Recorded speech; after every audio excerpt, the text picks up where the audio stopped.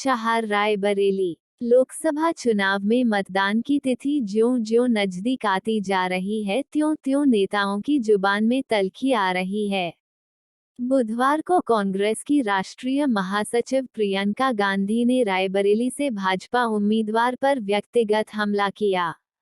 उन्होंने कहा कि भाजपा उम्मीदवार के पांचों भाइयों ने पूरे जिले में आतंक फैला रखा है, ऐसे लोग आपके सांसद बनना चाह रहे हैं। क्षेत्र के उमरा, नकोडिया, ऊंचाहार नगर और मतीनगंज में सभाओं को संबोधित किया। ऊंचाहार नगर के रामलीला मैदान में विशाल सभा को संबोधित करते हुए प्रियंका गांधी ने महंगाई, बेरोजगारी पर सवाल करते हुए कहा कि आज तक प्रधानमंत्री ने चुनाव में इन मुद्दों पर बात नहीं की। चुनाव में वो जनता को भ्रमित करते हैं। खेत में मवेशी फसलों को नष्ट कर रहे हैं, किंतु सरकार ने कोई योजना नहीं बनाई।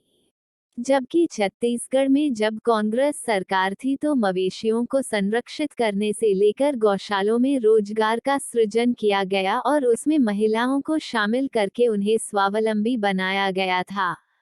रायबरेली से लोकसभा चुनाव लड़ रहे भाजपा उम्मीदवार दिनेश प्रताप सिंह का बिना नाम लिए प्रियंका गांधी ने व्यक्तिगत हमला किया।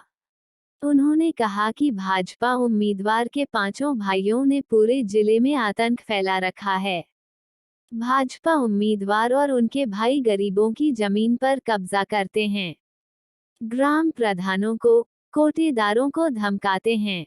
कांग्रेस सरकार ने पंचायती राज अधिनियम लाकर पंचायतों को मजबूत किया था।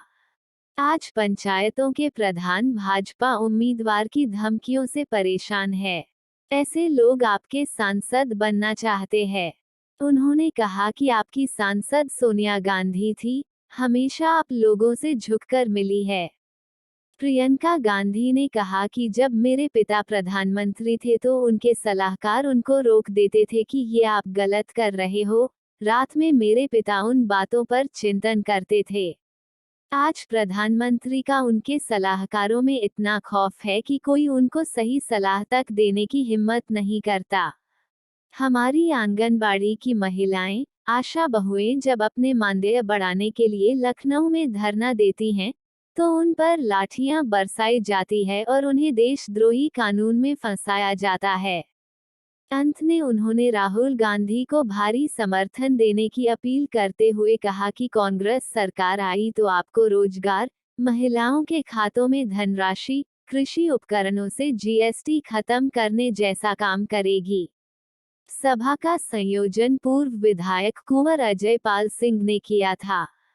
इस मौके पर पार्टी के प्रदेश सचिव अतुल सिंह, वरिष्ठ कांग्रेस नेता रतिपाल शुक्ल, डा अजहर अब्बास नकवी, अर्जुन तिवारी, शाजू नकवी, मेहदी हसन, नगर पंचायत की पूर्व चेयरमैन शाहीन सुल्तान, छविनाथ यादव आदि मौजूद थे।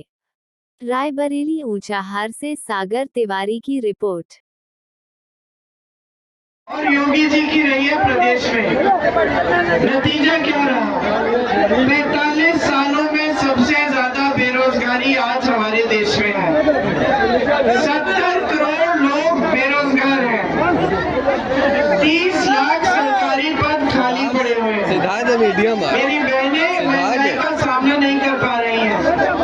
आप कितना भी काम कर लो, कितनी भी मेहनत कर लो, कमाई पूरी नहीं हो रही है।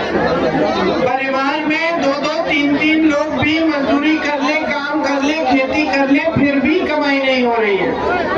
मैं बाद में आपसे बात करूंगा।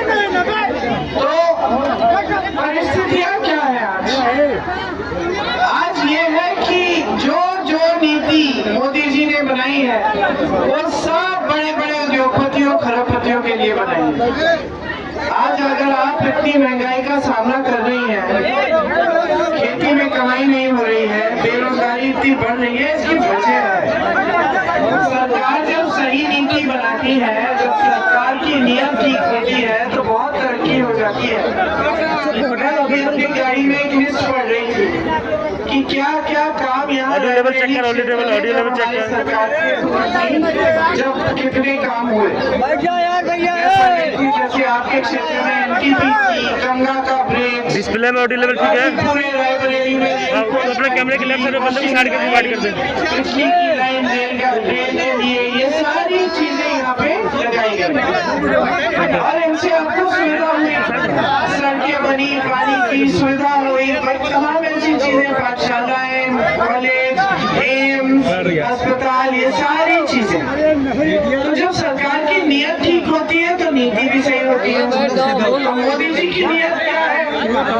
मोदी जी चाहते हैं कि किसी भी हालत में सत्ता में रहे। तो बैठ जा। आपको गुमराह करेंगे, चुनाव के समय धर्म की बातें करेंगे, आपके जज्बातों को उभारने की बातें करेंगे, आपको झूठे झूठे वादे दे देंगे, कह देंगे कि भाई 2 करोड़ रोजगार दे रहे हैं। क्या हुआ?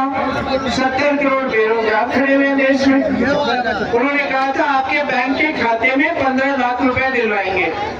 कहा था कि नोटबंदी से सारा काला धन वापस देश में आ जाएगा और फिर आपके खातों में 15 लाख डालेंगे। खड़े हुए आज क्या परिस्थितियां, आपके खातों में आए 15 लाख, ना आपको रोजगार मिला। बड़े बड़े खरबपति हैं 22 इस देश में, मोदी जी के जान पहचान के, मोदी जी के खास हैं। उनकी ऐसी तरक्की हो रही है कि पूछिए मत। देश के बंदरगाह उनको दे दिए, देश के हवाई अड्डे उन्हें दे दिए, देश का सारा कोयला उनको सौंप दिया, देश की बिजली उनको सौंप दी, देश का पावर उनको सौंप दिया, देश के बड़े बड़े सड़कों का ठेका उन्हें दे दिया। तो उन खरबपतियों को मजबूत करने के लिए पूरी योजना बनाई हुई है। और आपको मजबूत करने के लिए क्या योजना है? एक योजना नहीं है। आप कह रहे हैं पकौड़े तलवाएंगे, मोदी जी कह रहे थे पकौड़े तलवाएंगे। अजीब अजीब सी बातें करते हैं। चुनाव में आते हैं, आपकी एक काम की बात नहीं करते। चुनाव के मंच पर जब आपको भाषण देते हैं, क्या भाषण देते हैं? कहते हैं सावधान रहिए, कांग्रेस पार्टी ने अपने घोषणा पत्र में लिखा है कि अगर आपकी 2 गाड़ियां हैं तो कांग्रेस पार्टी 1 गाड़ी ले लेगी। ये